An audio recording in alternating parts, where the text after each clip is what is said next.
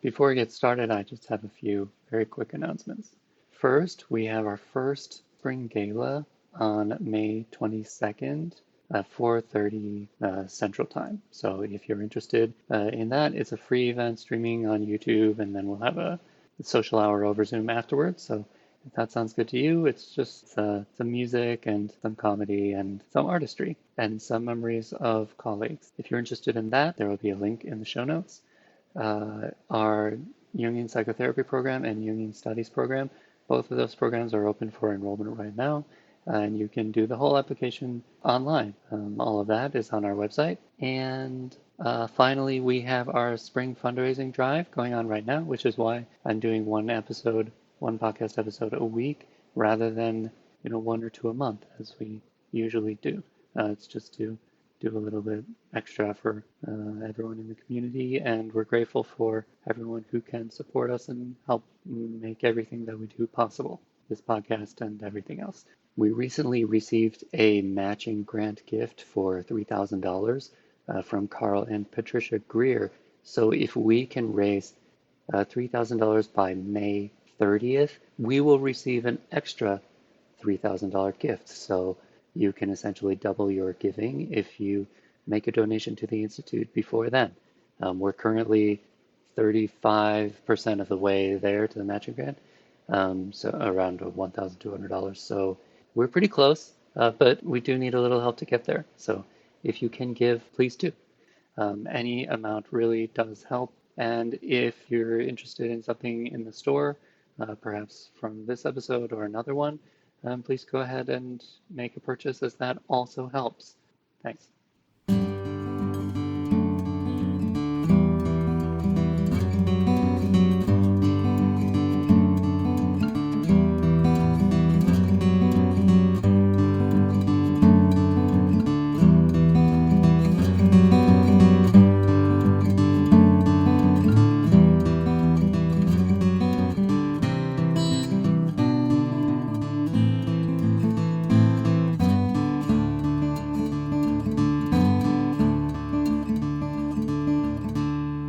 Welcome to the Jungian Anthology podcast from the C.G. Jung Institute of Chicago.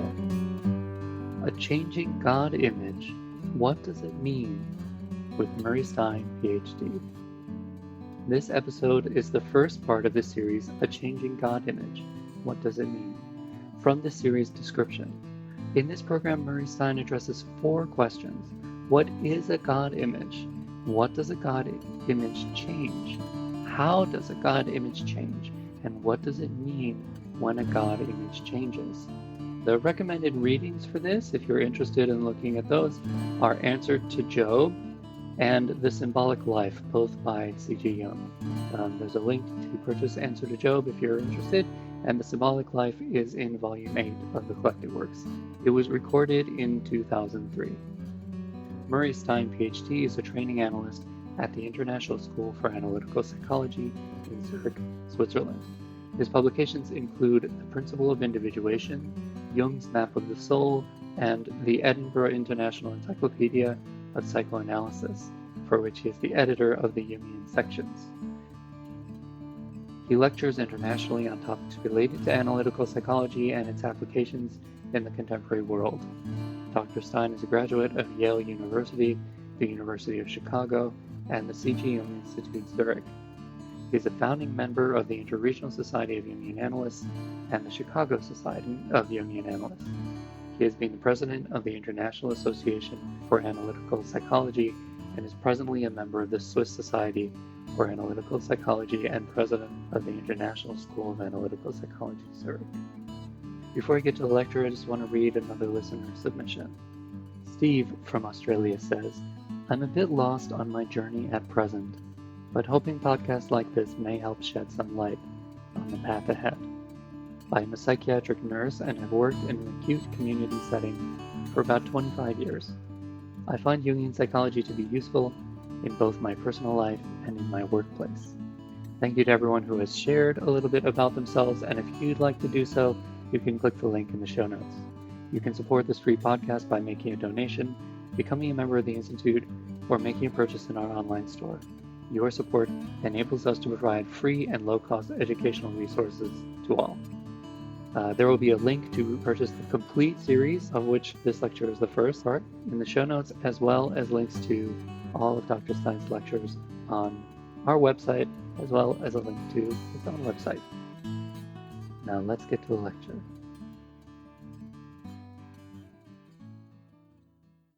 Our plan for the day will be, what I've got here is in 4 pieces, and I will give you them one at a time with some discussion between them. Okay, so they're like 4 chapters or 4 sections. And we'll do the first 2 before lunch, and then we'll take an hour or hour and 15 minutes for a break, and then come back. And we'll stop when we're ready to stop. We don't have to go until 4. We certainly won't go over 4, but if we're through at 3 or 3:15, that's fine too. Let me just give you a little background on what I've got here. A couple of years ago, I was asked by an organization in England called the Guild for Pastoral Psychology to give a lecture at their annual meeting at Oxford. And this organization has been going in England since the late 1930s. And actually, Jung gave a big paper, historically speaking, big. At the time, it was very informal. He just talked. People asked him questions, and that was The Symbolic Life, which is very interesting to read. It's in volume 18 of the Collected Works. He gave it in English extemporaneously, and it was recorded and then published. And it's really, I think, one of the best introductions to Jung's approach to the whole subject of meaning, spirituality, the living symbol, all that kind of thing that we're so familiar with in Jung's other works. Anyway, the Guild for Pastoral Psychology has been going for a long time, and they do an annual conference. And so I was asked to give something, and I chose this topic called Changing God Images, What Do They Mean? So I wasn't wanting to focus so much on the changing, what it's changing into, as what does it mean when a God image changes? That question. Okay, what's going on, in other words? How can we think about that? And so it's divided into 4 chapters, as I say, and I'll just jump into it. And so if you want to just kind of carefully listen while I do this, then when I'm finished with the first part, we can have some discussion and take a little break, and then we'll do the second part, same, and then have lunch and so on. Okay? Is that okay for the day? Okay, let me start with a quote from an interview that a man named Lewis had with Jung in his very late years. He went to Küsnacht and was invited to go out to Jung's house and spent an hour or so with him and got to ask him some questions. And Jung, now kind of elderly and sick and close to his final departure, gave a very interesting interview, which was published just a couple of years ago in the San Francisco Jung Institute Library Journal.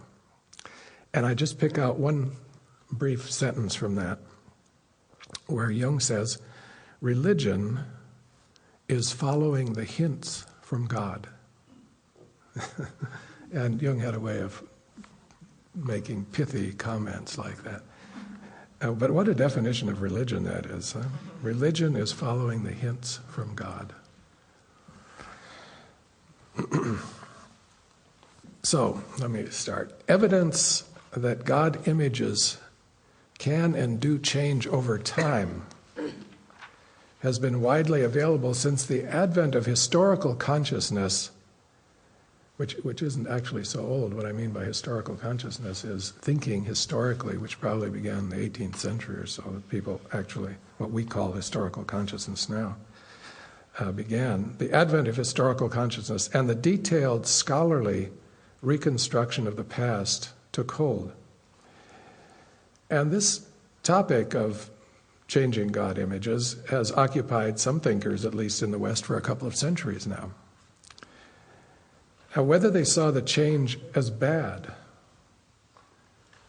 and a sign of decay or deterioration from a former purity, and there are those who see the change as decline. For instance, Adolf Harnack, the famous German church historian in the 19th century, commented critically on the Hellenization of Christian theology in the early centuries of the Common Era. In other words, as Christianity from its Aramaic roots entered the Hellenistic world, it got philosophized and theologized, and you can see that as a loss of essential, gripping, immediate meaning as it becomes more and more abstract. And that's the way he looked at it, that Christianity really lost quite a lot in that transition. Or whether you see it as evolutionary and a sign of development and maturation, which is the way some theologians have looked at it. For instance, John Henry Cardinal Newman, famous English Roman Catholic convert in the 19th century, wrote about the evolution of Christian doctrine. So he saw it as an unfolding development. Or whether you see it as a confirmation that God images are indeed illusions and mostly are bent to the service of non-religious motives of one kind or another. And that's why they change, because the underlying manipulations of society are changing. And that's the way Feuerbach, Marx, Nietzsche, and Freud saw religion as an illusion, driven by other needs and desires and factors, social or psychological. And that's what would be behind these changes. The item of change in God images generally, and in the God image of Western religion specifically, and the resulting consequent changes in culture and religious sensibility and outlook have been widely noted and intensively discussed. So this has been on the agenda for quite a long time. In recent decades, this issue has become especially acute due to the greatly increased interest in including feminine images of the divine in biblical theological reflections and even doctrines. So as this is very familiar ground to all of you, all this goddess talk and conversation that began basically in the 60s, 70s, reached a climax in the 80s and has now sort of declined or become extremely controversial. But it did have an impact on some areas of Christian theology, particularly in the Protestant church, where the liberal Protestant denominations at least have made a great attempt to change the language of prayers to make it inclusive rather than he, him all the time. They've changed the language of the prayer book and so on. Also has put pressure on the Roman Catholic Church to consider, which it's doing in some quarters, consider the inclusion of women in the priesthood and or various functions of authority in the church. This whole issue has really put a lot of, let's say, heat under the subject of changing God images. But the theological issue is, can one think reasonably of God as not just a father image? Is there a father, mother, or masculine, feminine image that would be possible? And that would be a revision of the God image that's been, in the biblical tradition pretty much since the outset, since Moses at the burning bush and so on, formulated or experienced a certain kind of God image. Now, the question of what such changes might mean, both theoretically, that is, theologically, philosophically, and scientifically, and practically, and that would be psychologically, sociologically, religiously, when God images change, the question of what it might mean is critical and largely unresolved in the minds of most contemporary thinkers. It is a question that, unanswered, can cause grave disorientation and anxiety. If, as permanent a cultural object as a God image is subject to change and mutation, what is stable? Is there no fixed and intact foundation that people can rely on anymore? In other words, the foundations are shaking. Is there no rock of ages? Is everything in flux? And if so, where might we be headed? Can we detect patterns, a direction perhaps, where this change is moving? These are some of the questions raised from the realization that God images are subject to change. Uncertainties abound, and modern people were made anxious by this state of affairs. The famous age of anxiety was the feeling tone of modernity, as it was called, and now we have what's called postmodern sensibilities, and mostly while moderns have felt anxiety, postmoderns have celebrated. They love change, and it basically has no meaning, just celebrate it. It's all a charade anyway, and lots of fun, and enjoy it while it's happening. The lights will go out someday, and that's that, folks. That's the sort of the postmodern sensibility. Now, Jung picked up on this theme of the changing God image in his writings, and he developed it in several very interesting, I believe, directions. I will review some of his ideas here, and I will use them to grapple with this issue of what does a changing God image mean. The origins of Jung's profound interest in theology and in the history of religions can be traced back into his early years in college already, and in his biography even earlier than that, but he gave what has become known as the Zoffingia lectures as an undergraduate at the University of Basel, and these have been published now. And in those, he takes up some subjects like where theology is going. He reviews some theological ideas of that period. The theology of ritual was one of his subjects. And also he proposes a kind of scientific investigation and account of religious experience, that religion shouldn't be excluded from, that is, the experience of religion, the practice of religion, shouldn't be excluded from science. It should be brought in and studied, which is, unbeknownst to him, exactly what William James was doing at that particular time, in the 1890s, William James' Varieties of Religious Experience, which Jung discovered later when he met William James, actually. And then in his first major psychological work, the psychology, in English it's known as the Psychology of the Unconscious, there's a lot of discussion of history of religions and God images and so on. Now, these interests were considerably expanded later in his life as he gained experience and depth. In several of the works of his mature period and old age, for instance, in a book, Ion, and famously in Answer to Job, which is one of his great theological expressions, he bears down intensively on the question of a changing God image in Western religion, both historically and in modern times, and projecting into the future. Some of his keenest observations on this subject were expressed in his correspondence, letters that he spent a great deal of time on.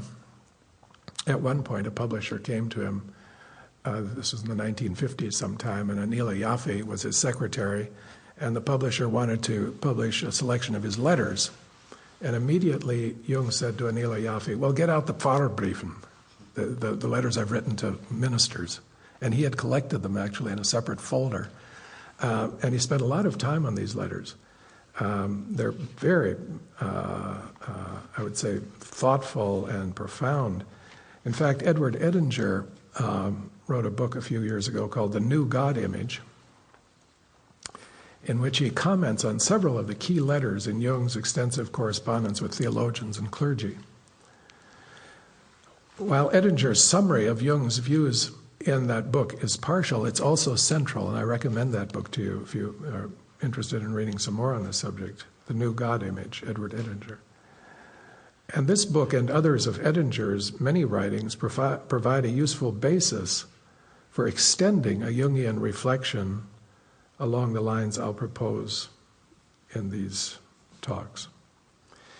So in what follows, I want to ask 4 questions and attempt to answer them.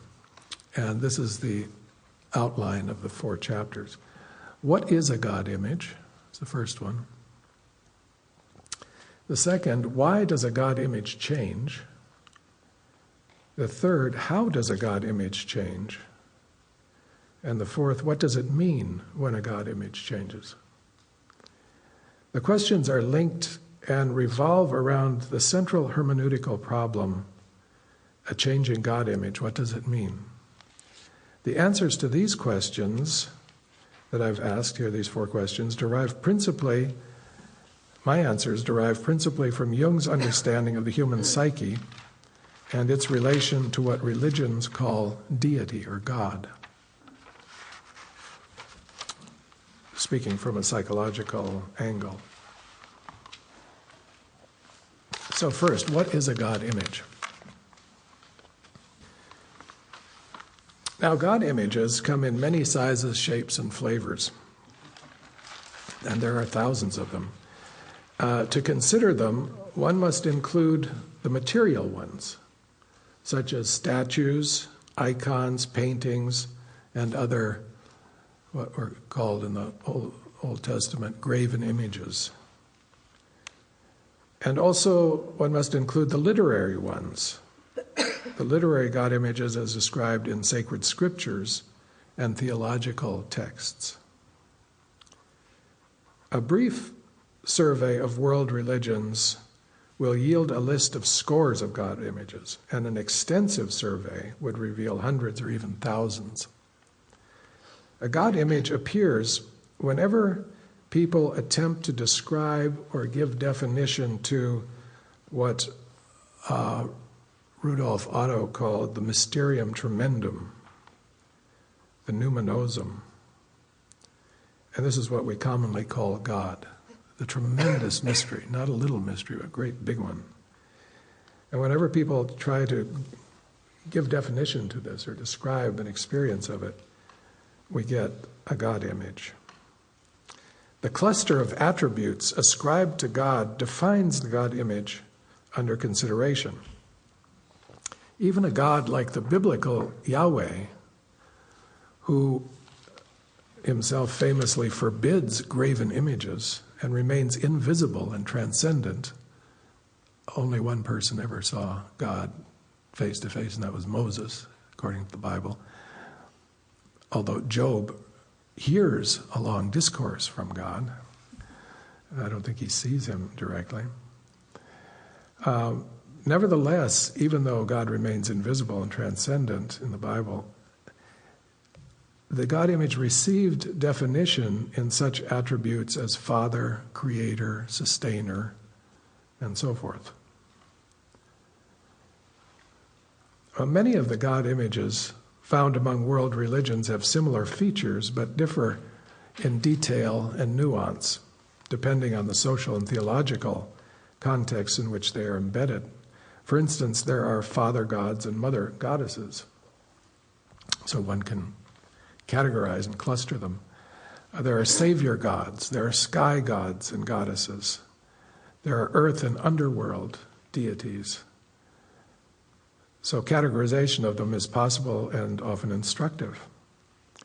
Now, in addition to the God images based and rooted in religious traditions, in the big traditions, there are still others to be found in the dreams and visions of individuals, because individuals do create God images or experience God images in their dreams and visions occasionally.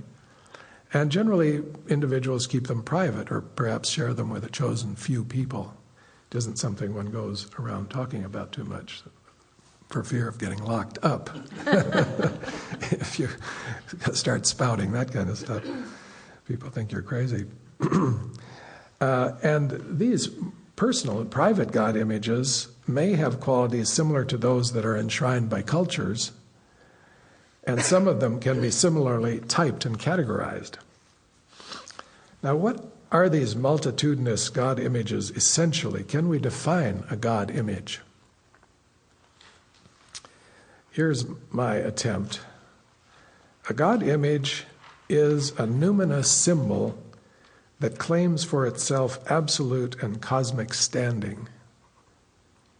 A God image is a numinous symbol that claims for itself absolute and cosmic standing. You don't have to claim it for the God image. insists on it itself.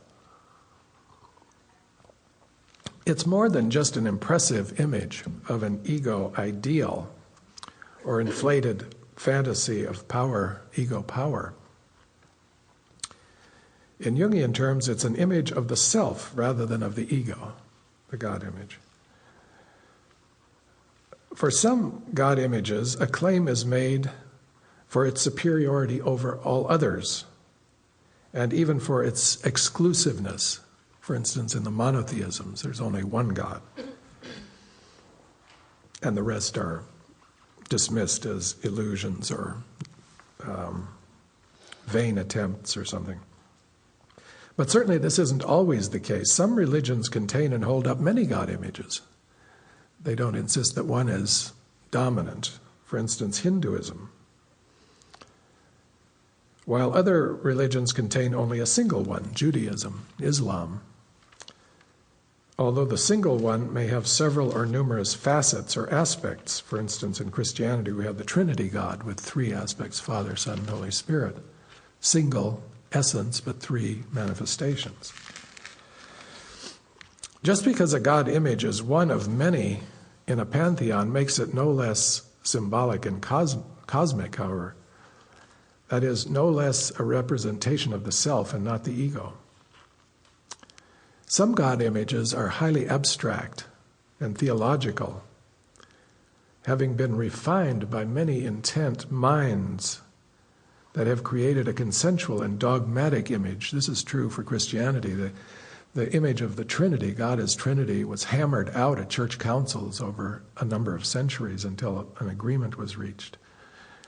So a lot of people were involved in getting it right, and there were all kinds of philosophical disputes about various points of that dogmatic image. And so it's quite abstract. In fact, Jung asked his father when he was a young boy, tell me about the Trinity, and his father said, well, that's one item of theology that I never could quite understand, so don't spend too much time on it. It's too abstract and mathematical. And Jung's father was no dummy. He had a doctorate in Semitic languages from a great German university and had studied deeply the theological background of the Bible, and he was stumped by the doctrine of the Trinity. At least he couldn't explain it to his 14-year-old rebellious son. Maybe that was the problem. Now, other God images are visual and concrete.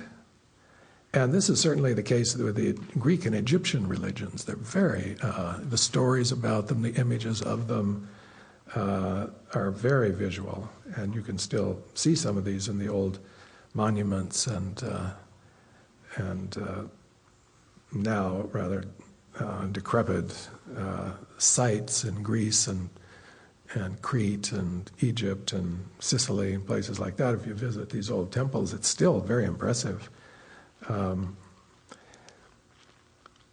And in some religious traditions, the gods have remained very concrete to this day, and they're still held up as sacred. For instance, in Shinto, in Japan, if you walk around Japan in the gardens, you will see ropes tied around stones, and that means that's a sacred stone. The god lives in that stone.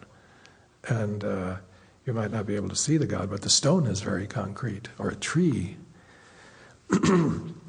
Whether abstract or concrete, however, a god image is a numinous symbol that captures and conveys an intuition or a feeling of awe-inspiring, absolute, cosmic, eternal being.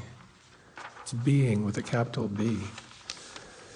As symbols, these images communicate and mediate a dimension of being that lies beyond the confines of humanly perceived boundaries of time and space. In Paul Tillich's fine phrase, they represent the ground of being. So they're like the invisible ground behind manifest being, being itself. And so it's an intuition that there is something absolute behind what we experience as temporal and in flux. Now, I will give two examples of a God image. The first is a literary one from the Bible, and the second one is a psychic one from an orally reported dream of a contemporary woman. These images are about 2,000 years apart, in other words. Okay, so this is the one from the Bible. It's from the book of Revelations. After this I looked, and there in heaven a door stood open.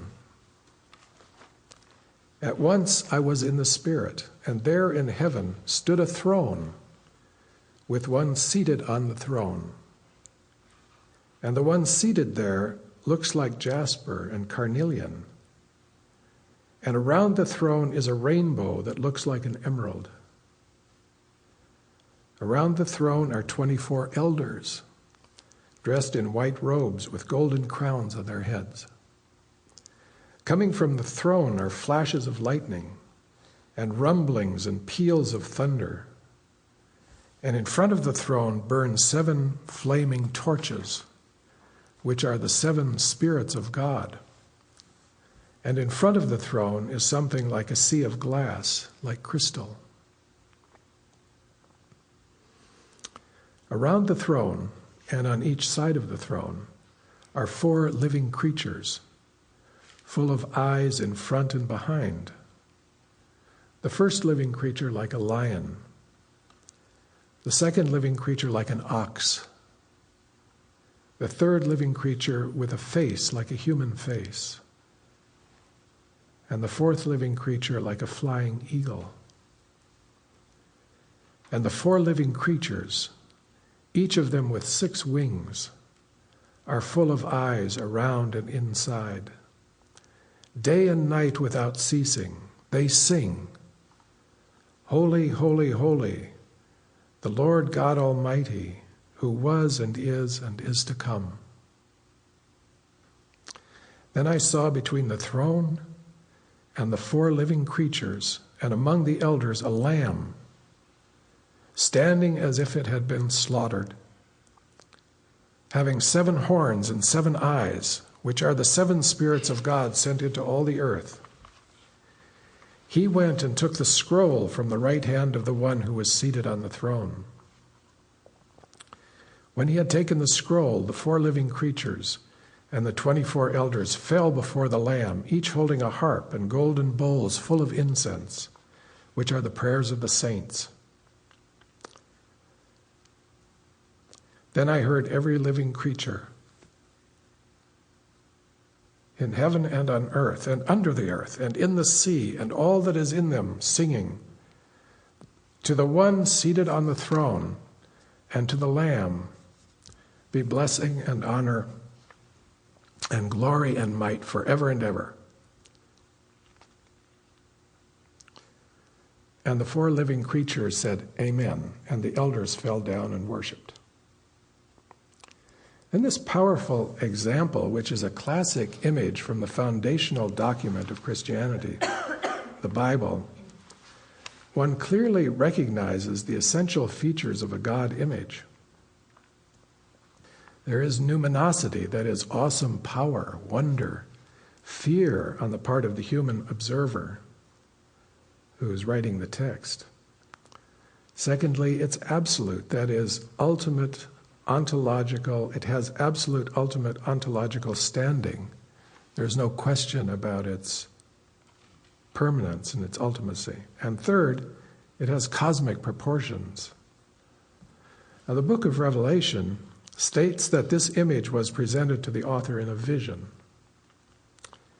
This vision includes many familiar marks of quotation from the earlier biblical tradition, but this doesn't disqualify it from being a bona fide vision.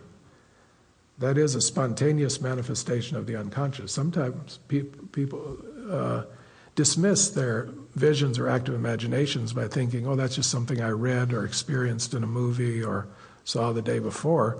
But the unconscious has picked that up and is using it.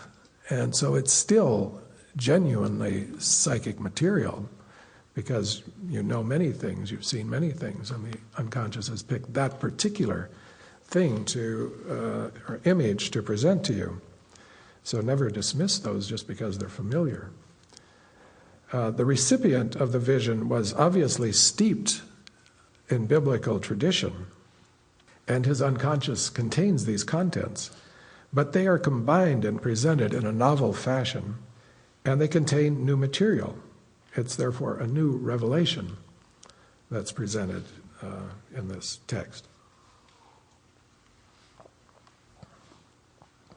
Its symbolic nature is evident, moreover, not only because it contains familiar biblical symbolic images, such as the 4 living creatures, which is an allusion to Ezekiel's vision in the Old Testament, but also because it gazes into the very heart of the mysterium tremendum, to which all genuine religious symbols point. A God image attempts to capture all that it can of the noumenal, that is, essentially hidden and invisible God, of God as God is in him, her, itself, of ultimate reality. In this vision, recorded according to tradition by the Apostle John on the island of Patmos, we find a symbol of the ultimate as presented to a human consciousness some 2,000 years ago. So now jumping over 2 millennia, which is a long jump indeed, I will present a dream as told to me by a woman. This woman is in her early 60s.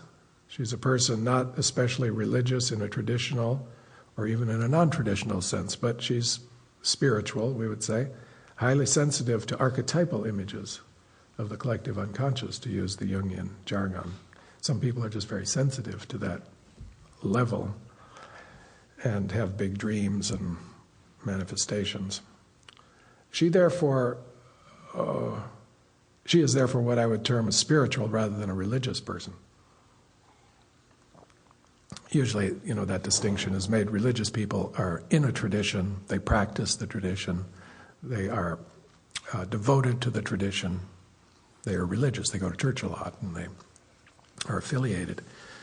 A spiritual person, in modern times at least, isn't necessarily a religious person. They're often outside the religious traditions, but they have access to what religious traditions also have access to, these powerful symbolic images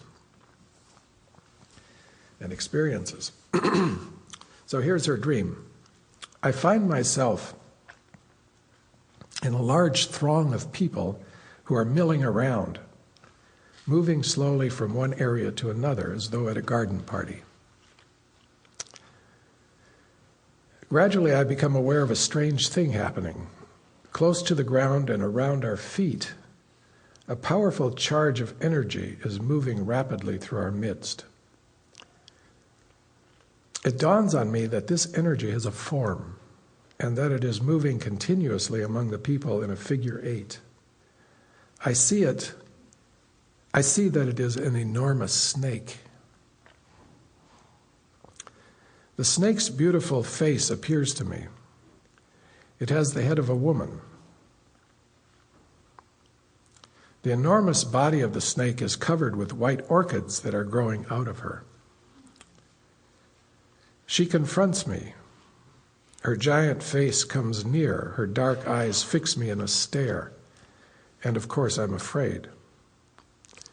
Beyond the fear, though, I feel tremendous awe and wonder at this marvelous and remarkable being. Who are you? She demands of me.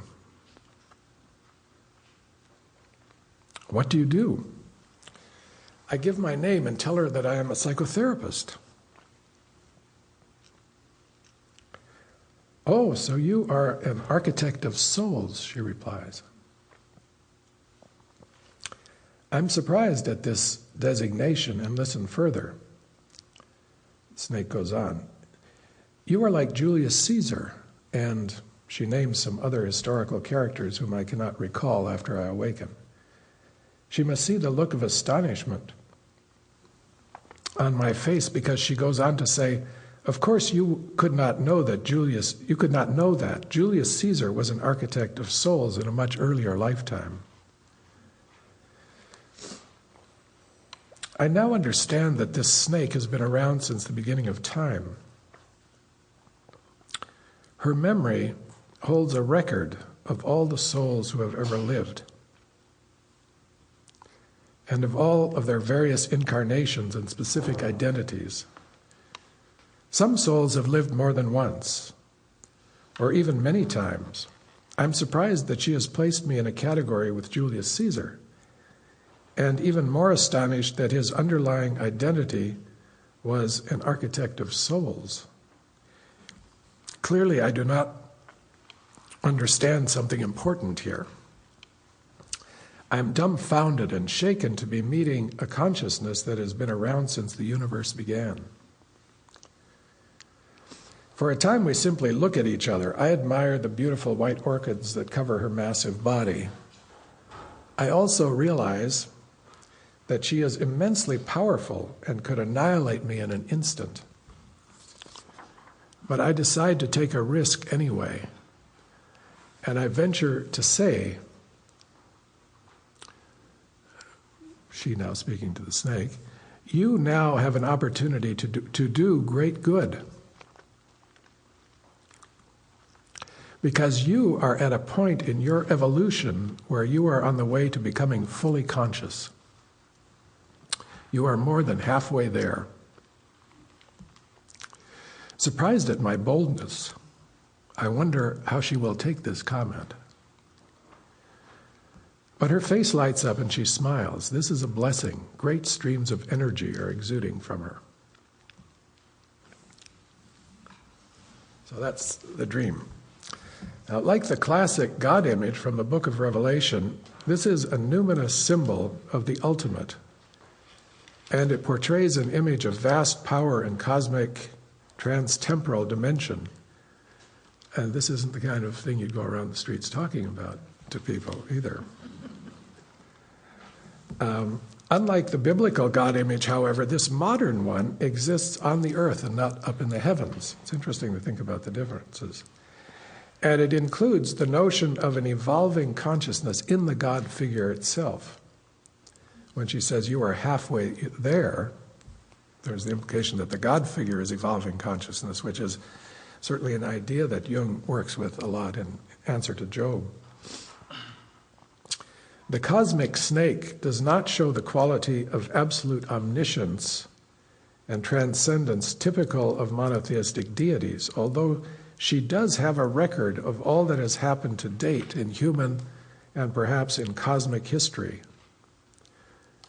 Her consciousness is in process, however, and it's now more than halfway to completion, according to the dream ego's assessment. The claim made for the God of the monotheisms has been universally that the God image named and worshipped is omniscient and omnipotent, anything but a work in progress. This modern God image, on the other hand, implies development of divine consciousness. History and the passage of time make a difference. Moreover, the relation between the human observer and the observed God image is also more dialogical. In other words, they have a conversation. One can hardly imagine John conversing with the one seated on the throne or with the Lamb, never mind commenting on their degree of completeness or partiality in any manner whatsoever. While it is certainly not correct to say that the dream ego and the serpent God image are on a par or in any sense equals, the words of the dreamer to the God image would be unthinkable in classical religious experience where the power and consciousness differential is so much greater. So one might hazard the hypothesis, and this is interpretive now, this is a hermeneutic move, that ego consciousness has gained considerable standing vis-a-vis the archetypal self in the last 2,000 years. This same increased standing of the ego in relation to a God image is represented in Jung's highly controversial book, Answer to Job, where in a number of famous passages, Jung takes Yahweh to task for his lack of consciousness.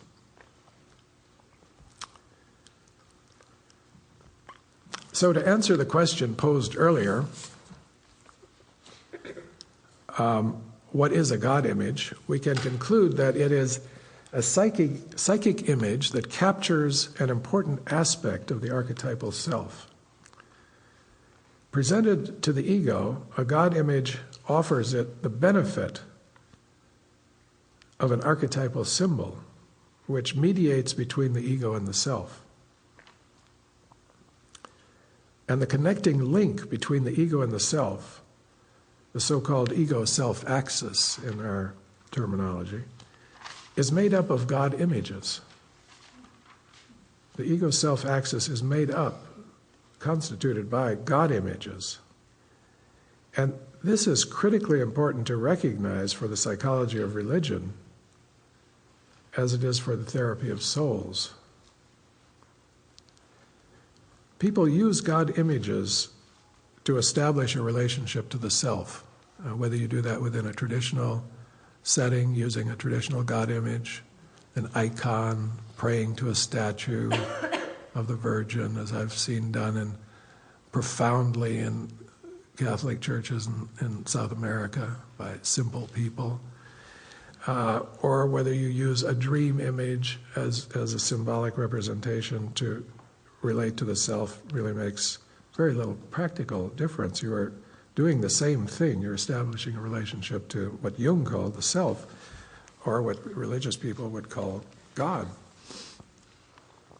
Activities like prayer and contemplation in religious life have a profound psychological value. When people pray, it's very important for their souls, and maybe for the people they pray for even. Even some studies have shown that the value of that, empirical studies on the effectiveness of praying for sick people, for instance. But for the soul that prays, it certainly has a profound meaning and a psychological value.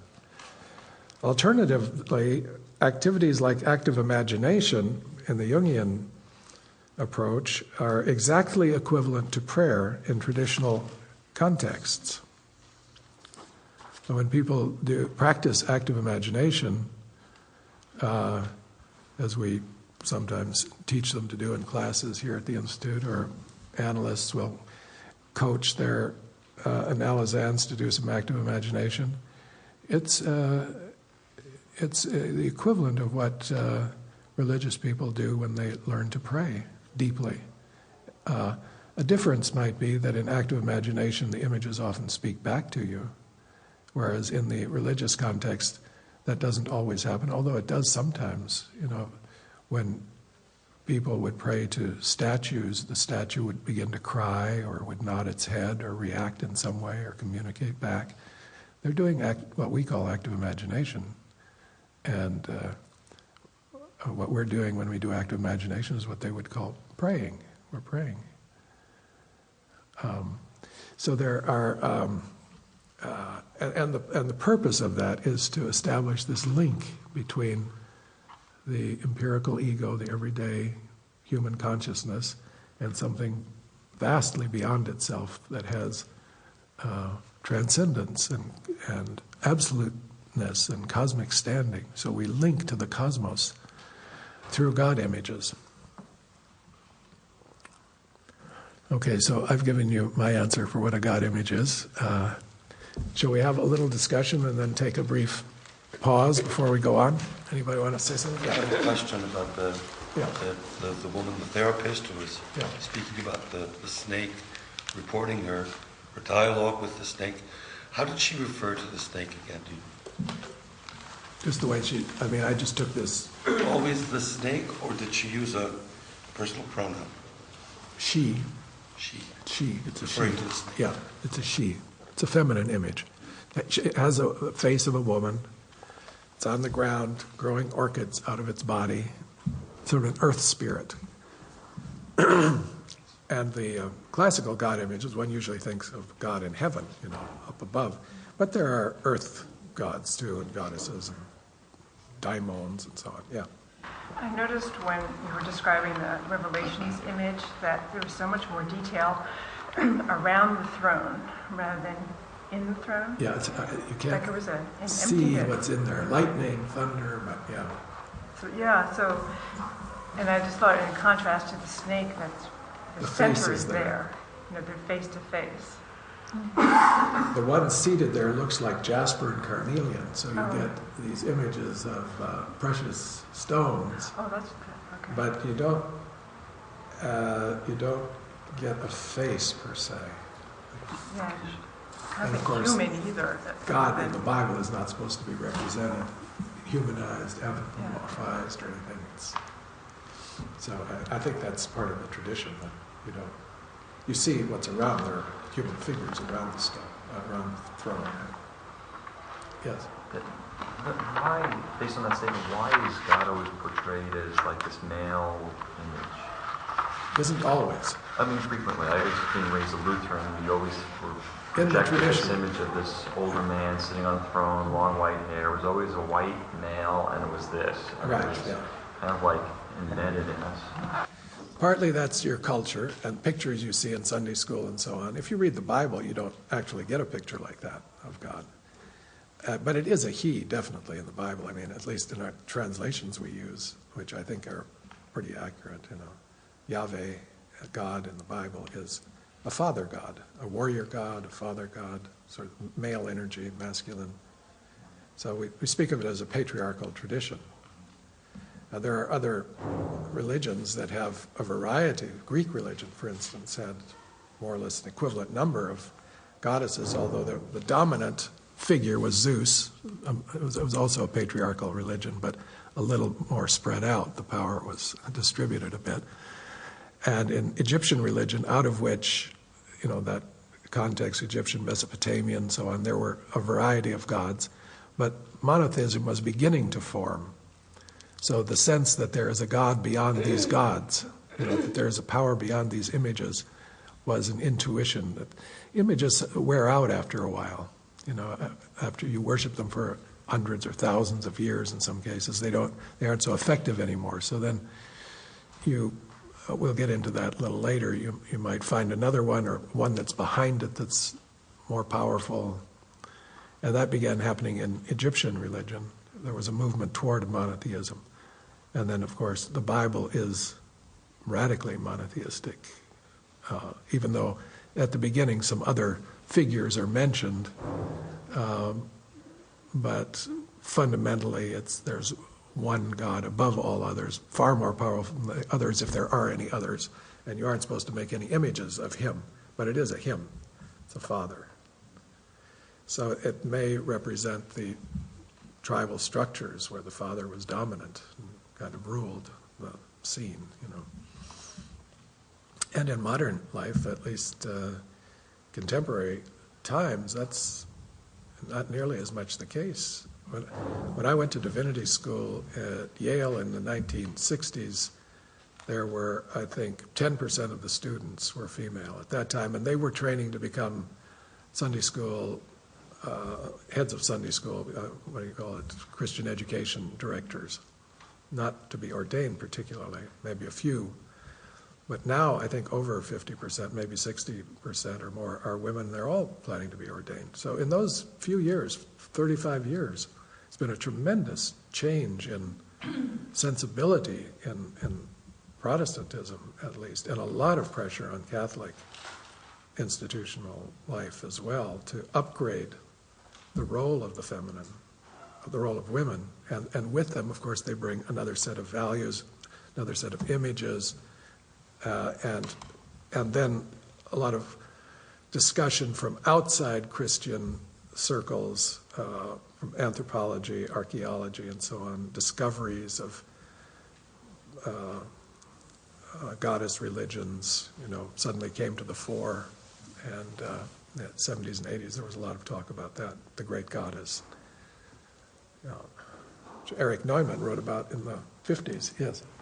Well, I know Carolyn Stevens did her thesis on the necessity of the feminine image of the divine for the development of the psyche of a woman. Yes.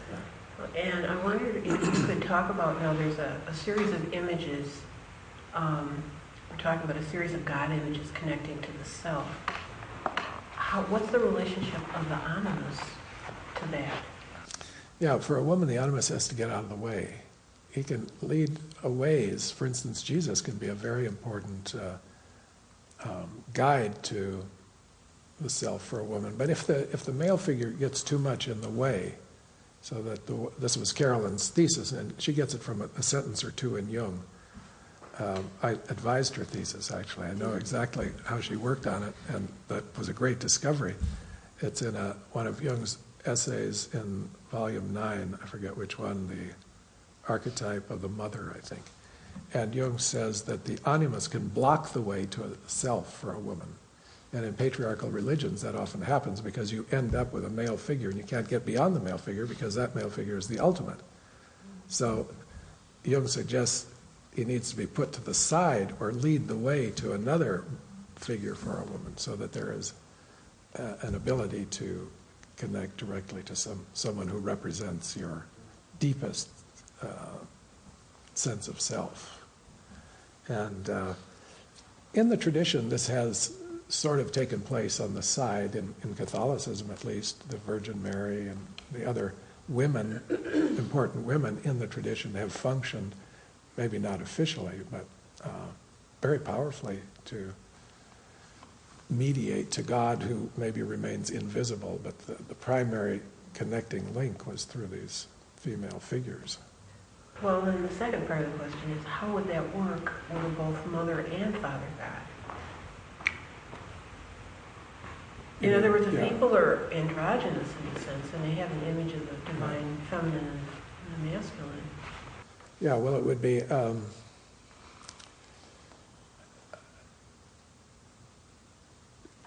this is what Jung was basically putting forward, the idea of a God image that is a union of opposites, as he called it, unio oppositorum, and the masculine, feminine, and good and evil. Those were the two polarities that he thought were so problematic in Western religion, would be brought together somehow in a single God image. Now that might have to be quite abstract, like a mandala, or, not represented in a human figure. But that's what he was really reaching for, something beyond the polarities, but that include and include the polarities and it made up of the polarities. So it isn't like you're transcending them, but you're including them. And so then the images could be actually, they could be almost anything. Yeah. That works for you. Yeah. It works for you. Yes, back there. We're tagging along to that, how that happens in an ordinary and woman's life. Since you started out there, I'm wondering, when you said setting aside, to set aside the male image, or what happens typically is you really have to reject it because it's unempowering. You just don't say, well, okay, I'm going to show here. You forcefully have to say no to patriarchy, and so you have this period of moving as wherever you can to discover feminine images that speak to you. And then, like Jung says, it's the second half of life. I mean, I see it happening in stages. It all has to happen. It must happen in stages, is what I'm wondering, and that it really is the second half of life where those two polarities come together. Yeah. Would you comment on that? I will. I mean, you're sort of laying out the program for the day. We'll get to it, but I only wouldn't want to make it sound too programmatic, like you can lay this out and then follow the recipe, because these God images, like the one that comes in this stream, they arise pretty spontaneously. And if a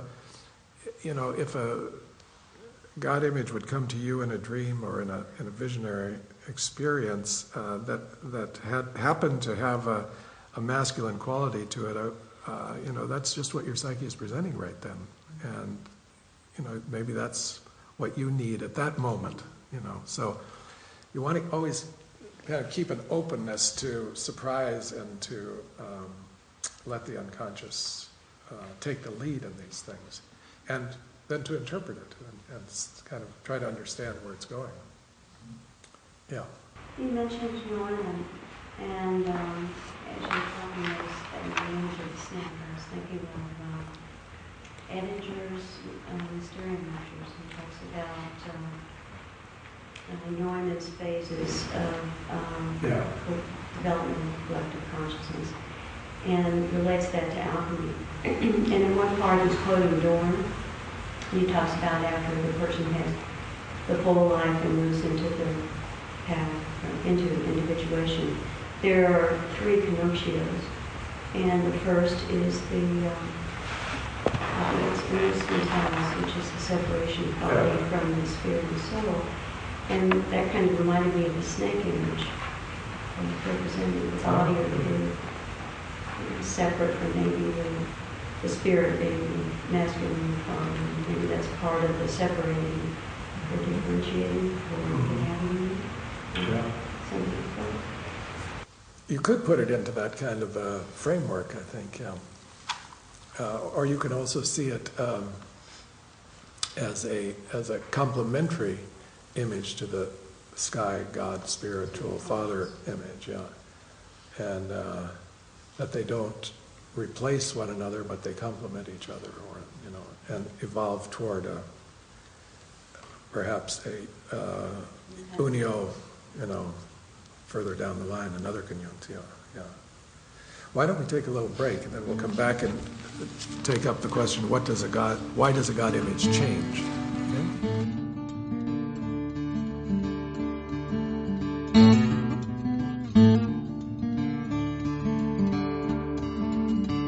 This podcast is distributed under a Creative Commons Attribution, Non-Commercial, No Derivatives license. Share it all you like as long as you maintain the attribution to the speaker, but please do not change it or sell it. If you like this episode, tell your friends about us or leave us a review on iTunes. For more information about classes, training programs, videos, audio, this podcast, or to find a Jungian analyst near you, visit our website, www.jungchicago.org. Thank you to the 2020 donors who gave at the supporting member level and above: Barbara Anand, Usha and Ashok Beatty, Jackie K. Bryan, Eric Cooper, Judith Cooper, Kevin Davis, George J. Didier, James Fidelibus, John Korolewski, Marty Manning, Diane Sherwood, Deborah P. Stutzman, Deborah Tobin, Alexander Wayne and Lynn Kopp, Gerald Weiner, Karen West, and James Taylor, and Ellen Young. And thank you to everybody else who gave at that level but wishes to remain anonymous.